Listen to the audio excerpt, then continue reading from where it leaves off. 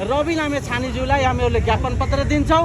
त्यस पछाडि पुनः माइती घर मण्डलमा आएर हामीहरू गृह मन्त्रीज्यूलाई हामीहरूले ज्ञापन पत्र दिनेछौँ र त्यतिमा पनि यदि राज्य गम्भीर भएन, त्यो अपराधी तत्त्वहरूलाई पक्राउ गरेन र पीडित वन कर्मचारीहरूले न्याय दिलाउन सकेन भने आएर हामीहरूले माइती घर मण्डलमा धारमा बस्नु पर्यो, सिंहदरबार अगाडि गएर आमरण अनसन गर्नु पर्यो भने हामीहरू गर्न तयार होइन। उजुरी कहाँ दिने?